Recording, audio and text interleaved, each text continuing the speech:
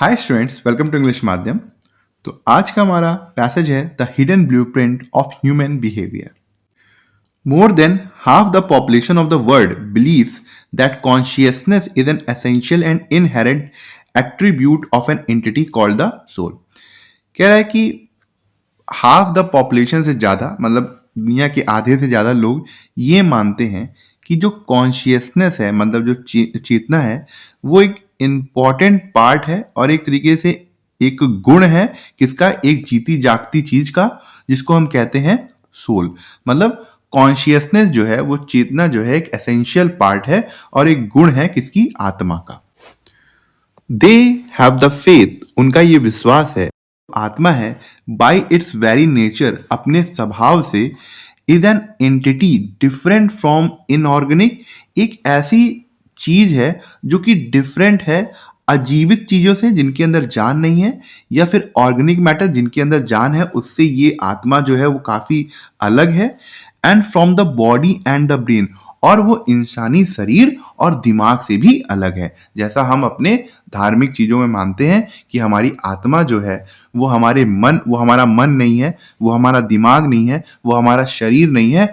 आत्मा एक गुण है, या फिर एक तरीके से एक शरीर का गुण है जो कि ईश्वर का ही पार्ट है। ऐसा हम अपने धर्म में मानते हैं।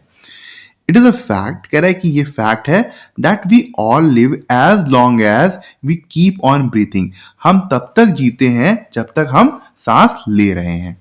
दैट इज वाई, इसी वजह से द फ्रेज, एक फ्रेज हम बोलते हैं टिल द लास्ट ब्रेथ, आखिरी सांस तक, is used very often by us, हमारे द्वारा ये लगातार हम इसको यूज करते रहते हैं in our day to day life, हमारी रोजमर्रा की जिंदगी में।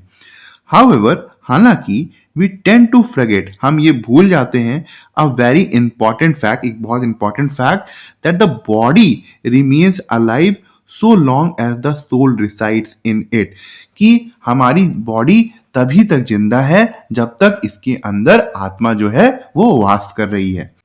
The presence of the soul automatically sustain the functioning of the body, कह रहा है कि जो आत्मा हमारे शरीर में होती है वो अपने आप ही शरीर के अंदर होने वाले जितने भी फंक्शन है उसको चलाती रहती है।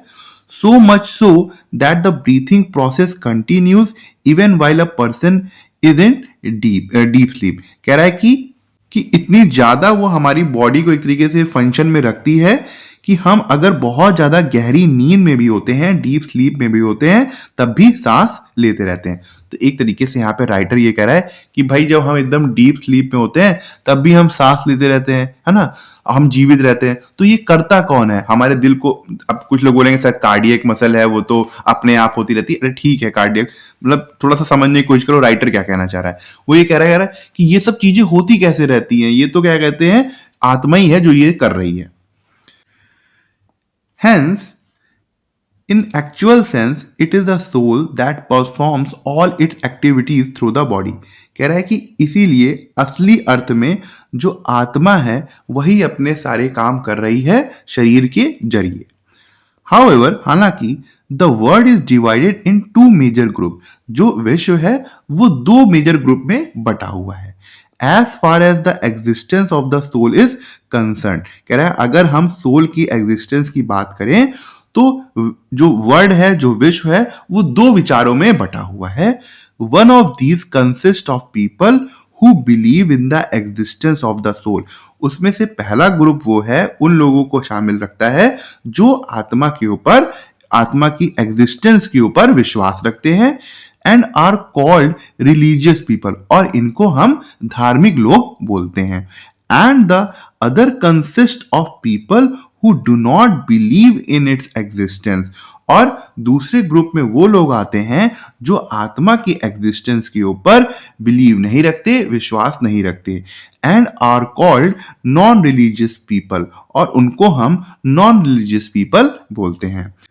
Religious people are further divided and subdivided into various sects and cults. कह रहा है कि जो धार्मिक लोग हैं वो और भी ज्यादा चीजों में बटे होते हैं।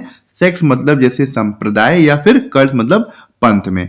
संप्रदाय सेक्ट्स वो होता है कि मान लो कोई बड़ा धर्म है, जैसे जैनिज्म हो गया, वो हिंदुज्म से निकला है क्योंकि उन्होंने माना कि भाई उनके अपने अलग विचार थे। जैनिज्म के बारे में आप लोगों ने पढ़ा होगा, तो वो सेक्ट्स हो गया। अब जो कल्ट होता है वो एक तरीके से पूरा नया आइडिया होता है। जैसे आपने सुना होगा अकबर ने एक नया रिलीजन निकाला था ना, उसको कमेंट सेक्शन में बताना।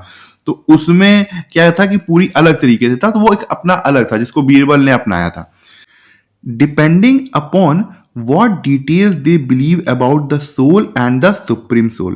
और कह रहा है कि जो डिवीजन होता है ये इस बात पर निर्भर करता है कि वो कितना ज्यादा मतलब किस तरीके से उस आत्मा के ऊपर विश्वास रख रहे हैं, और जो सुप्रीम सोल है मतलब परमात्मा है जो उनके ऊपर विश्वास रख रहे हैं, किस तरीके का उनका विश्वास है, उसी हिसाब से वो बटे हुए हैं। True knowledge of the soul, कह रहा है कि जो सच्ची नॉलेज है आत्मा की, however is not a matter of superficial importance। कह रहा है कि ये कोई छोटी मोटी बात नहीं है, मतलब जो आत्मा का नॉलेज है वो कोई हल्की बात नहीं है। nor is it to be left to philosophers और रिलीजियस स्कॉलर्स टू डिस्कस। ना ही हम इनको फिलोसफर्स के हाथों छोड़ सकते हैं या फिर जो रिलीजियस स्कॉलर्स हैं जिनको धर्म का बहुत ज्ञान है कि वो इस बात पर डिस्कस करें। Since each and every one of us is a constant being, कह रहा है कि हम सभी लोग एक तरीके से स्थायी अस्तित्व वाले प्राणी हैं। It concerns us all individually and severally, और इसी वजह से ये हमें एक तरीके से व्यक्तिगत रूप से प्रभावित करता है या अलग अलग प्रभावित करता है। क्या चीज? ये जो आत्मा का पूरा नॉलेज है, ये जो ट्रू नॉलेज है। So to deny ourselves the true knowledge of consciousness is to deny ourselves the right and the duty of living a meaningful life। कह रहा है कि अगर हम जो ये चेतना की या आत्मा की ट्रू नॉलेज है इसको नकारते हैं, तो इसका मतलब ये होगा कि हम जो एक अर्थपूर्ण जीवन जीने का हमारा अधिकार है या हमारा कर्तव्य है उसको भी नकार रहे हैं। It would be incomplete if we didn't touch upon the views of a well-known psychologist। कह रहा है कि अगर हम एक एक जाने माने साइकोलॉजिस्ट की यहाँ पर बात ना करें तो ये टॉपिक जो है वो इनकम्प्लीट रहेगा। और उनका व्यूज क्या है किसके ऊपर? ऑन द सोल और कॉन्शियसनेस के ऊपर। He didn't believe in the existence of the soul as an entity different from the body and the brain। जो एक वेल नोन साइकोलॉजिस्ट है वो उनका ये मानना है, उनका ये विश्वास है कि वो ये जो एग्जिस्टेंस ऑफ द सोल है इसको नहीं मानते हैं। वो बिल्कुल भी इस बात पर मतलब बिलीव नहीं करते हैं कि ऐसी की बॉडी और या फिर ब्रेन से अलग होती है। He considered the unconscious as comprising mainly repressed desire which manifest themselves। कह रहा है कि जो जो वेल नोन साइकोलॉजिस्ट हैं वो ये जो अनकॉन्शियस है मतलब एक तरीके से अचेत मन है उसको ये समझते हैं कि ये एक ऐसी इच्छाएं हैं मनुष्य की जो दबी रह गई हैं, विच मैनिफेस्ट देमसेल्फ, जो कि अपने आप को मैनिफेस्ट करती हैं, प्रकट करती हैं कहां पर? And find expression in the form of neurotic habits and phobias. और इसकी वजह से लोगों को एक तरीके से मेंटल डिसऑर्डर होने लगता है और डर लगने लगता है। He called this the ID, और उन्होंने इस अवस्था को क्या बोला है? ID, instincts and drives. Instinct का मतलब हो गया कि जो आपका नेचुरल एक तरीके से बिहेवियर है। मान लो कि आप एक कहते नहीं है कि जो शेर है वो शिकार करता है क्योंकि वो इंस्टिंक्ट बिहेवियर है। और ड्राइव्स का मतलब हो गया कि अंदर से जो प्रेरित इच्छाएं हैं उसको बोल रहा है। And said that man's desire were censored by his super ego, और उन्होंने कहा कि जो इंसान की इच्छा है वो सेंसर्ड की जाती है किसके द्वारा? सुपर ईगो द्वारा कंट्रोल की जाती है, सुपर ईगो द्वारा। And those desires which were considered as not conforming to social norms, और कह रहा है कि ऐसी इच्छाएं जो कि सोशल रूल, सामाजिक रूल के हिसाब से नहीं होती हैं, और टू एक्सेप्टेड एथिकल स्टैंडर्ड, और वो या फिर ऐसी इच्छाएं जो नैतिक स्टैंडर्ड्स, नैतिक जो स्टैंडर्ड्स है उनको नहीं मानती हैं, वर रिप्रेस्ड, उनको दबा दिया जाता है। मतलब एक ऐसी जो समाज के हिसाब से ना हो, समाज के रूल्स के हिसाब से ना हो, तो समाज उसको दबा देता है।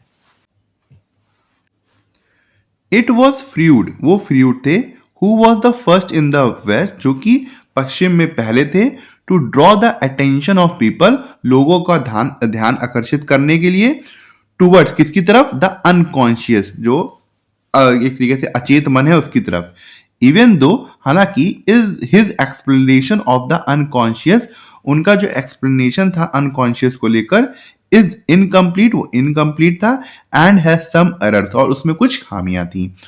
ऑन द अदर हैंड, दूसरी तरफ, इन द ईस्ट, ईस्ट की तरफ, रिलीजियस पीपल ऑफ इंडिया, जो भारत के धार्मिक लोग थे, have since very ancient times, बहुत ही समय से पहले से, बिलीव्ड इन संस्कार, वो संस्कारों के ऊपर विश्वास रखते हैं, which are to some extent like the unconscious of Freud theory, जो कि एक तरीके से जो फ्रूड थ्योरी थी अनकॉन्शियस को लेकर उसी के प्रकार का है, उसी के तरीके का है।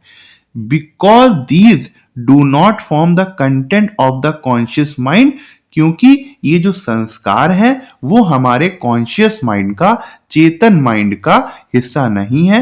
As a person is normally not aware of them और देयर सोर्सेज, क्योंकि एज अ व्यक्ति हम उनसे हम एक तरीके से अवगत नहीं होते हैं अपने संस्कारों से, और ना ही हमें पता होता है कि वो कहाँ से, उनका सोर्स क्या है।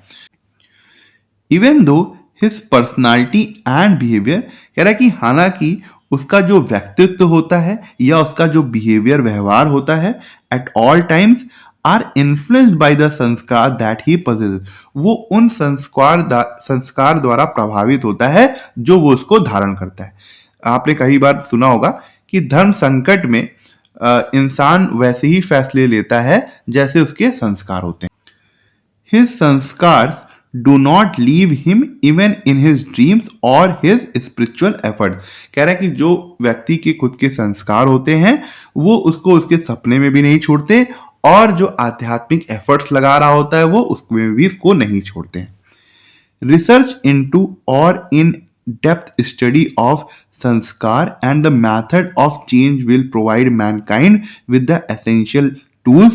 कह रहा है कि अगर इस संस्कार के ऊपर रिसर्च की जाए काफी गहरी तरीके से, या और जो ये मेथड है अपने आप को चेंज करने का, वो एक तरीके से मानवता को एक एसेंशियल टूल प्रोवाइड करता है। किसके लिए?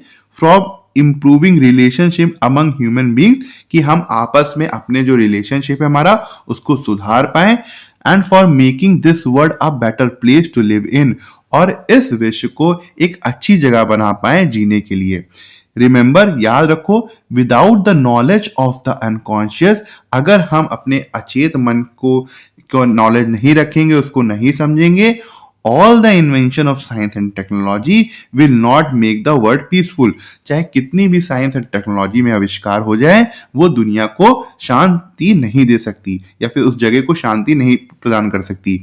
Even though they may make it comfortable, जबकि साइंस एंड टेक्नोलॉजी चाहे कितनी ही चीजों को एक तरीके से सहज बना दे, कंफर्टेबल बना दे। All scholarship, erudition, religious ritual and mantras, कह रहा है कि सारी स्कॉलरशिप, इरुडिशन मतलब जो बहुत ज्यादा गहरा ज्ञान है, या फिर रिलीजियस रिचुअल है, धार्मिक कर्मकांड है, या फिर मंत्रास है, मंत्र है, will also not help to lead man to peace unless, कह रहा है ये सब भी मिलकर इंसान को शांति की तरफ नहीं ले जा सकती, अनलेस एंड अंटिल, जब तक there is a change for the better in man sanskar, जब तक हम जो लोगों का संस्कार है उसको अच्छी चीजों के लिए चेंज ना कर दें। एंड दैट इज वाई, इसी वजह से, why we must strongly work toward changing our sanskar, इसी वजह से हमें काफी ज्यादा कड़ी मेहनत करनी होगी अपने संस्कार को चेंज करने में। If we want to have a good and better sansar, अगर हमें अच्छा और बेहतर संसार मतलब वर्ल्ड चाहिए तो। Why does the author argue that the true knowledge of consciousness is essential for living a meaningful life? जो ऑथर है उसने पैसेज में ऐसा तर्क क्यों दिया है कि जो ट्रू नॉलेज है चेतना मन की, वो क्यों जरूरी है कि अगर हमें अर्थपूर्ण जीवन जीना है तो। Because consciousness determine the physical survival of the human body only, कह रहा है क्योंकि सिर्फ चेतना ही जो है वो निर्धारित करती है फिजिकल सर्वाइवल ह्यूमन बॉडी का, नहीं, ये तो कोई मतलब ही नहीं है, ऐसा पैसेज में कोई बात ही नहीं हुई है, इसलिए इंपॉर्टेंट तो है नहीं है। बिकॉज अंडरस्टैंडिंग कॉन्शियसनेस, कह रहा है क्योंकि अगर हम चेतना को समझ पाते हैं, वो हमें इनेबल करती है, enables individuals to fulfil moral responsibility. हाँ, ये ठीक है। क्यों? क्योंकि उसमें बताया गया था कि अगर हम कॉन्शियसनेस को, ट्रू नॉलेज समझ पाते हैं, तो एक तरीके से हम अपने मीनिंगफुल लाइफ की ड्यूटी और राइट को भी समझ पाएंगे। ठीक है, अगर नहीं समझ पाओगे तो नहीं समझ पाओगे। तो ये कह रहा है कि जो हमारी नैतिक रिस्पॉन्सिबिलिटी है उसको भी हम फुलफिल कर सकते हैं। तो बी एकदम करेक्ट आंसर है। Why does the author emphasize changing संस्कार rather than relying on science और rituals? कह रहा है कि ऑथर ने ऐसा क्यों जोर डाला है कि अगर हमें इस दुनिया को अच्छी जगह बनाना है तो हमें अपने संस्कार चेंज करने चाहिए, साइंस और रिचुअल्स के ऊपर रिलाई नहीं करना चाहिए। बिकॉज संस्कार directly influence behaviour and determine lasting inner transformation. हाँ, क्योंकि संस्कार जो है वो हमें डायरेक्टली हमारे ऊपर प्रभाव डालते हैं और वो हमारे अंदर इनर ट्रांसफॉर्मेशन करते हैं। तो एकदम करेक्ट आंसर है। ये एसर्शन और रीजन वाला क्वेश्चन है।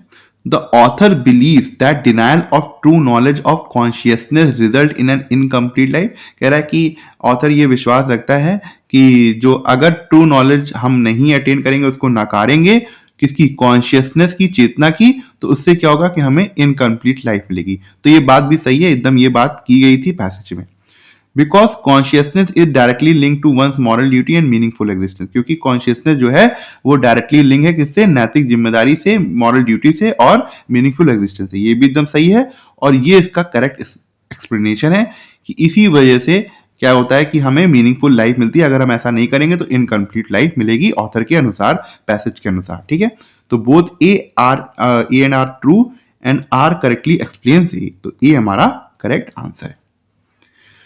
Freud rejected the idea of the soul as an entity separate from the body. हाँ, फ्रूड ने इस आइडिया को रिजेक्ट कर दिया था कि जो हमारी आत्मा है वो बॉडी से सेपरेट है। तो ये एकदम सही स्टेटमेंट है। Because he believe that unconscious behaviour arises from repressed desires with in the mind. क्योंकि उनका ये मानना था कि ये जो अनकॉन्शियस बिहेवियर है, इसकी जो उत्पत्ति होती है वो हमारे दबे हुए डिजायर, इच्छाओं से होती है। तो ये भी एकदम सही है स्टेटमेंट और ये इसका करेक्ट एक्सप्लेनेशन है। ठीक है, तो both A and R true but R doesn't explain A. तो ये तो नहीं होगा। Both A and R true and R correctly explain A. तो बी हमारा करेक्ट आंसर है। Which of the following can be logically inferred from the author discussion on sanskar. कह रहा है कि जो ऑथर ने पैसेज में संस्कार के बारे में डिस्कशन किया था, चर्चा किया था, उसे हम लॉजिकली क्या समझ सकते हैं। Scientific knowledge eliminate the influence of unconscious pattern. कह रहा है कि जो हमारी साइंटिफिक नॉलेज है वो जो अनकॉन्शियस पैटर्न है उसके प्रभुत्व को, उसके इन्फ्लुएंस को पूरी तरीके से खत्म कर देगी। ऐसा कहीं बात नहीं हुई है। Technological progress naturally results in moral improvement. कह रहा है कि अगर हम टेक्नोलॉजिकल रूप से आगे बढ़ेंगे तो नेचुरली हम नैतिक रूप से भी इंप्रूवमेंट करेंगे। ऐसा नहीं है। Religious rituals guaranteed psychological harmony among individual. कह रहा है कि जो धार्मिक रिचुअल्स हैं वो लोगों को मानसिक संतुलन की गारंटी देता है। तो ऐसा भी नहीं है। Human peace demands more on inner transformation. हाँ, अगर इंसान को शांति चाहिए तो उसको अपने अंदर इनर ट्रांसफॉर्मेशन करना होगा देन एक्सटर्नल एडवांसमेंट। तो डी एकदम करेक्ट लग रहा है कि यहां पर यही बात हुई थी कि भाई आपके अंदर का इनर ट्रांसफॉर्मेशन करो, उसकी वजह से ही सब कुछ ठीक हो पाएगा। तो डी एकदम करेक्ट है। ठीक है, ये हमारा क्लोज टेस्ट। ठीक है, एक बार आप पढ़ के समझ सकते हो किसके बारे में है ये। The early 21st century has witnessed a dash in the educational strategies of Asia's two demographic superpowers। कह रहा है कि जो अर्ली 21 सेंचुरी है इसमें एक तरीके से हम ये देख रहे हैं कि जो एशिया की दो सबसे ज़्यादा जनसंख्या वाली सुपर पावर्स हैं उनकी जो एजुकेशनल स्ट्रेटजीज है वो कैसी है, ये अभी हम नहीं बता सकते। As the global economy transitions into the fourth industrial revolution. कह रहा है कि जो विश्व की इकोनॉमी है वो अब फोर्थ इंडस्ट्रियल रेवोल्यूशन में जा रही है, जिसका मतलब एआई ड्रिवन हो गई है, ऑटोमेशन आ गया है। Characteristic by the fusion of physical, digital and biological spheres, जिसमें बायोलॉजिकल, फिजिकल और डिजिटल चीजें हैं जो वो मिल गई हैं, फ्यूजन हो गया है। The People's Republic of China and Republic of India are adopting diametrically opposite approaches to human capital formation। और एक तरीके से लोगों की स्किल को बढ़ाने के लिए, कौशलता को बढ़ाने के लिए दोनों ही देश जो है वो एकदम अपोजिट, बिल्कुल उलट अप्रोच को अपना रहे हैं। This is not a dash a matter of pedagogical preference, कह रहा है कि ये सिर्फ पढ़ाई की पसंद का ही मामला नहीं है। It represents a fundamental disagreement on the nature of the modern citizen and the specific type of intellectual resilience required to navigate an age dominated by artificial intelligence. कह रहा है कि इस आधुनिक जो हमारा नागरिक है, ये जो इंसान है, मॉडर्न सिटीजन है, या फिर जो एआई वाला समय है, दौर है, इसमें ये जरूरी है कि एक मानसिक मजबूती की जरूरत है, जिसको लेकर दोनों ही देश के बीच में काफी ज्यादा गहरी असहमति है, फंडामेंटल डिसएग्रीमेंट है। In China, the educational zeitgeist is defined by the new engineering Xinjiang initiative। कह रहा है कि अब चाइना में जो एजुकेशनल जो सोच है, अब वो एक तरीके से न्यू इंजीनियरिंग इनिशिएटिव की हो गई है। This state directed strategy seeks to dash traditional disciplinary boundaries. कह रहा है कि ये जो स्टेट डायरेक्टेड स्ट्रेटजी बनाई है ना, जो रणनीति बनाई है चाइना ने, इसका एक तरीके से एम ये है कि जो ट्रेडिशनल बाउंड्रीज है ना, जो पुरानी एक तरीके से सीमाएं हैं, उसको तोड़ना है। Not to broaden the humanist horizon, और कह रहा है कि इस स्ट्रेटजी का मतलब ये नहीं है कि लोगों की सोच का दायरा बढ़ाया जाए, but to hyper specialise the workforce in emerging strategic industries. लेकिन इस इनिशिएटिव का मतलब ये है कि लोगों की जो स्किल है ना, जो वर्कफोर्स जो आज की इंडस्ट्री में चाहिए, उसको बहुत ज्यादा बढ़ा दिया जाए। कन्वर्सली कह रहा है इसी के विपरीत, India through its national education policy 2020, वो नेशनल एजुकेशन पॉलिसी 2020 के तहत अटेम्प्टिंग अ होलिस्टिक टर्न, मतलब एक तरीके से अपने यहाँ के लोगों को पूरी तरीके से चेंज करने की कोशिश कर रहा है। Batting on the Renaissance engineer, एक तरीके से भारत अपने रिनेसांस इंजीनियर के ऊपर इन्वेस्ट कर रहा है। और ये होते कौन से इंजीनियर हैं? जिनके अंदर एक तरीके से क्रिटिकल थिंकिंग होती है, सोचने समझने की क्षमता होती है, और सोशल अवेयरनेस होती है, समाज को भी समझने की क्षमता होती है। As the dash to moving India economy up the global value chain, और ऐसा माना जा रहा है कि ये भारत के लिए एक तरीके से बहुत इंपॉर्टेंट चीज होगी, भारत की आर्थिक स्थिति को वैश्विक स्तर पर पहुंचाने के लिए। ठीक है, समझ में आया कि एक तरीके से चाइना और इंडिया का जो एजुकेशन सिस्टम है, वो अप्रोच जो है वो बहुत ही अलग है। भारत की अप्रोच एकदम अलग है, चाइना की अप्रोच अलग है। इसके बारे में ये क्लोज टेस्ट था। क्या होना चाहिए इसमें, पहले वाले में बताओ। The early 20th first century has witnessed a dash in the educational strategies। Bifurcation का मतलब होता है दो हिस्सों में बढ़ जाना। प्रोग्रेस, क्या प्रोग्रेस देखी, प्रगति नहीं। कॉन्टिन्यूटी देखी, निरंतरता नहीं। सिमिलरिटी, समानता नहीं। तो बाइफर्केशन ही आ रहा है यहाँ पे, मतलब दोनों ही एशियन जो पावर है, सुपर पावर है, इनकी जो एजुकेशनल स्टडीज है वो काफी ज्यादा विपरीत हैं। तो एक तरीके से had witnessed a bifurcation in the educational studies सबसे परफेक्ट होगा। This is not dash a matter of pedagogical preference, कह रहा है कि ये सिर्फ पढ़ाई की पसंद नापसंद वाली बात नहीं है। This is not a mainly, mainly यहाँ पे मीनिंग आ रहा है नहीं। मेयरली, केवल, हाँ केवल वाला तो आ रहा है। सडनली, अचानक नहीं। नियरली, लगभग, तो बी एकदम सही है। यहाँ पे केवल वाला है। This is not merely a matter of pedagogical preference. ठीक, this state directed strategy seeks to dash traditional disciplinary bodies. अब ये बताओ, जो चाइना की जो स्ट्रेटजी अपनाई थी इन्होंने न्यू इंजीनियरिंग वाली, इसका मकसद ये था कि जो पुरानी ट्रेडिशनल सभ्यताएं की जो एक तरीके से सीमाएं, उसको तोड़ देना। ठीक है, तो क्या उसको प्रिजर्व करने वाली बात थी, सुरक्षित रखने वाली बात थी? नहीं। डिसॉल्व मतलब खत्म कर देना, तोड़ देना। ठीक है। स्ट्रेंथन, मजबूत करने वाली बात थी? नहीं। प्रोटेक्ट, प्रोटेक्ट करने वाली बात थी। कंटेक्ट से समझो ना, तो यहाँ पे डिसॉल्व ही आएगा। तो सीक्स टू डिसॉल्व ट्रेडिशनल, और ये वर्ब की बेस फॉर्म है क्योंकि यहाँ पे टू लगा हुआ है। Traditional discipline bodies not to broaden the humanist horizon. Conversely, India through its national education policy 2020 dash attempting a holistic turn. India यहाँ पे क्या है, सिंगुलर सब्जेक्ट है, यहाँ पे वर्ब लगाना है हमको। इज होगा, आर होगा, वर होगा, हैव होगा। हैव का कोई मतलब नहीं, वर का कोई मतलब नहीं, आर का कोई मतलब नहीं, इज है। क्यों? क्योंकि इंडिया जो है वो हमारा सिंगुलर सब्जेक्ट है। तो is attempting a holistic turn batting on the Renaissance engineer. A professional capable, a professional capable of critical thinking and social awareness as the dash to moving India economy of the global value chain. ठीक है, क्या होगा, result barrier threat नहीं की होगा। इसका मतलब क्या था कि ये जो रेनेसांस इंजीनियर जो भारत तैयार कर रहा है वो एक तरीके से चाबी होंगे भारत की आर्थिक व्यवस्था को ग्लोबल वैल्यू चेन तक ले जाने के लिए, एक तरीके से वैश्विक स्तर पर ले जाने के लिए। तो एक तरीके से इंपॉर्टेंट फैक्टर होंगे। तो यहां पे बेस्ट क्या होगा, सी होगा।